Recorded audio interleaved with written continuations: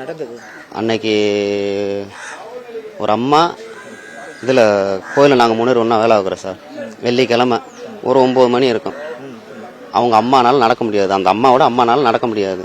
இவங்க ஸ்ட்ரெச்சர் எடுத்துகிட்டு சொல்லி நிப்பாட்ட கோயிலுக்கு முன்னாடி நிப்பாட்டும், காரை பார்க் பண்ணிடுங்க அப்படின்னு சொல்லி சாவியை அஜித்குமார்கிட்ட கொடுத்துட்டாங்க சார். கொடுத்ததோட இவன் இன்னொரு ஆட்டோ டிரைவர்கிட்ட கொடுத்து பார்க் பண்ண சொல்லியிருக்கேன். திருப்பி வந்து எடுத்துகிட்டு வெளியே வரப்போ இன்னொரு ஆட்டோ டிரைவர் அதை வந்து எடுத்து நிப்பாட்டியிருக்கா சார். நிப்பாட்டினதோட மதுரை இவங்க கிளம்பி போயிட்டாங்க. அந்த அம்மா மதுரை போனதோட திரும்பி வந்து நகையை காணோம்னு சொல்லி ஆஃபீஸில் கம்ப்ளைண்ட் பண்ணிட்டாங்க சார். இவனை வந்து எங்கள் ஆஃபீஸ்லேயே வந்து ஹேண்ட் ஓவர் பண்ணிருக்காங்க. இதில் ஸ்டேஷனில் வந்து ஒப்படைச்சிட்டு வந்துட்டாங்க. அவங்க நைட்டு பூரா விசாரிச்சிருக்காங்க சார். அந்த போலீஸ்காரங்க வந்து நைட்டு பூரா விசாரிச்சிருக்காங்க. திருப்பி காலையில் வந்து அவங்க தம்பியை கூட்டிகிட்டு போயிட்டாங்க சார்.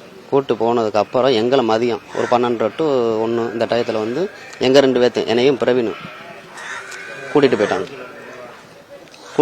சார். கூப்பிட்டு போய் தட்டாங்குளம்ன்ற ஊரில் வந்து சாப்பாடு வாங்கிட்டு ஒரு தோப்பில் கூப்பிட்டு போயிட்டாங்க. கூப்பிட்டு போய் சாப்பாடு விட்டுவிட்டு விசாரிக்கிறாங்க சார்.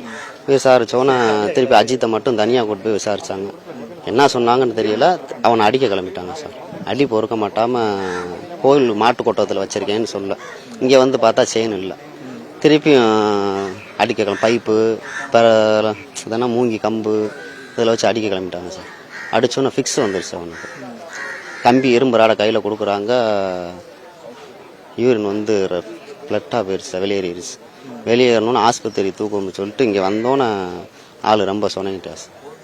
சொன்னோட ஆட்டோவில் தூக்கிட்டு போயிட்டாங்க சார். அவன் அந்த அடித்த போது அவனுக்கு சுயநிலவே இல்லாதன்னு கூட சொல்லலாம் சார்.